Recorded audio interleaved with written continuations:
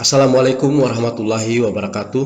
Apa kabar semuanya? Semoga tetap saya temui dalam keadaan sehat walafiat. Video kali ini tentang dosa lama berdesa. Video ini saya buat sebagai refleksi 7 tahun perjalanan Undang-Undang Desa. Perkembangan desa sangat pesat dengan kehadiran Undang-Undang Desa. Banyak cerita tentang keberhasilan desa yang sering kita dengar dari berbagai media. Apalagi dengan kehadiran Menteri Desa saat ini, Bapak Abdul Halim Iskandar. Beliau telah membawa desa ke arah digital, era 4.0, di mana saat ini desa lagi berpesta ria dengan SDGs desa. SDGs desa harus kita wujudkan karena akan membawa desa ke arah pembangunan yang lebih baik. Namun seiring dengan perkembangan desa, sangat disayangkan masih ada juga oknum-oknum berjiwa korup di desa. Oknum-oknum yang selalu menguasai desa dengan berbagai dalih untuk merampok hak-hak rakyat miskin di desa. Hal inilah yang menjadi pertanyaan kita semua. Apakah dosa lama berdesa terulang kembali? Simak terus video ini dan jangan lupa like dan subscribe channel Silaturahim Pendamping Desa dan Perangkat Desa.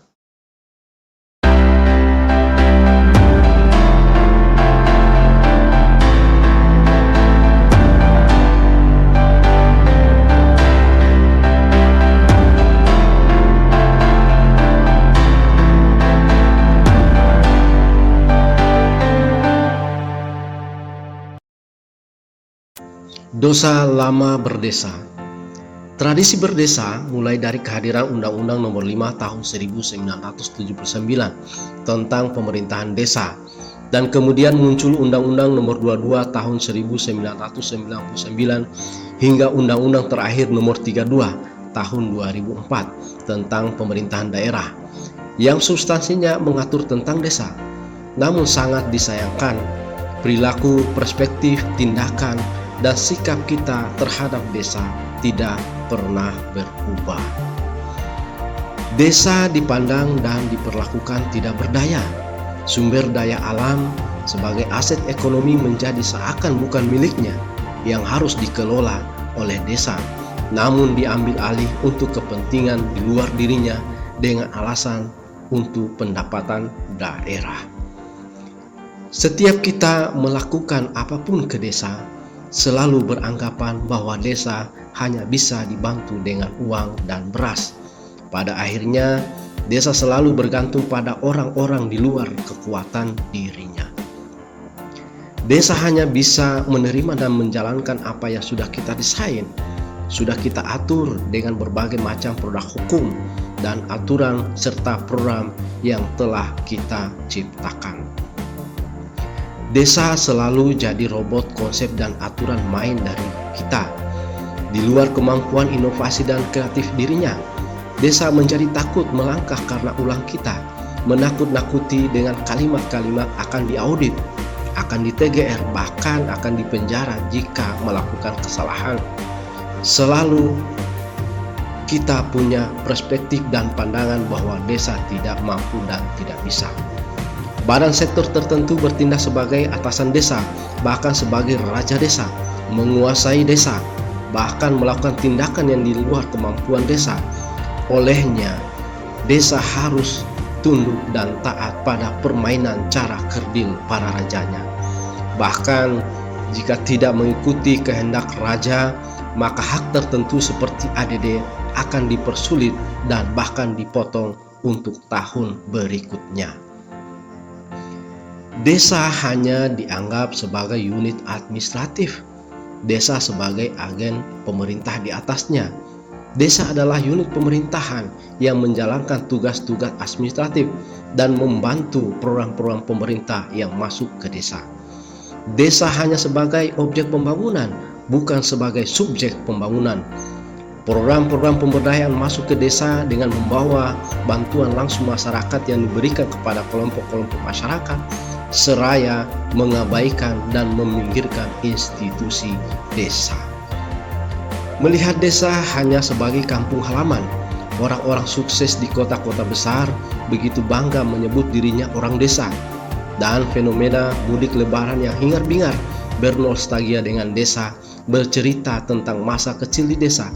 Setelah itu, mereka tinggalkan desa dengan penuh kerinduan, namun tidak peduli dengan pembangunan di desa. Para lulusan sarjana dari desa tak mau kembali ke desa, tak mau bekerja di desa, meremehkan pekerjaan orang desa, bahkan diajak untuk menjadi aparat desa tidak bersedia, menganggap pekerjaan itu adalah pekerjaan yang tidak bergengsi. Sikap yang tidak percaya meremehkan desa. Kita cenderung tidak memberikan kepercayaan kepada desa. Kita bersikap acuh tak acuh terhadap kebijakan desa, tidak mau tahu dan cenderung membuat program yang bersifat sektoral tanpa melibatkan desa. Kita datang ke desa pasti selalu dihargai, tapi jika desa datang ke kantor-kantor pemerintah selalu dicuekin, bahkan sampai bosan menunggu lama hanya untuk memperoleh sebuah rekomendasi.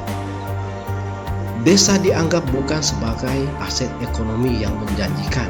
Sebaliknya, desa dianggap sebagai beban politik yang syarat dengan banyak masalah dan membuat kewajiban berat yang merepotkan pemerintah. Desa sebagai lumbung suara. Ketika ada perhelatan politik, para calon ramai-ramainya datang ke desa, menebar senyum, menebar pesona, dan bahkan menebar uang sebagai bayaran suara dukungan politik, menganggap suara rakyat di desa dapat dibeli. Rela berpanas-panasan diguyur hujan pun seakan tidak dipedulikan, yang penting terlihat peduli dan pencitraan semata. Setelah terpilih dan duduk di kursi yang empuk di ruang ber-AC, menutup mata, melepas lelah, seakan lelahnya dia lupa kembali desa, lupa akan janji manisnya dan tersadar kembali setelah 5 tahun berikutnya. Mental berdesa seperti ini yang saya sebut dengan dosa lama berdesa. Apakah praktek-praktek dosa lama berdesa terulang kembali? Apakah dosa lama ini akan berulang tahun lagi? Atau apakah dosa lama ini kita bangkitkan kembali? Apakah desa saat ini dapat dipercaya untuk mengolah tanggung jawabnya? Pertanyaan-pertanyaan ini tidak perlu saya jawab karena masing-masing kita pasti punya jawabannya. Terima kasih. Assalamualaikum warahmatullahi wabarakatuh.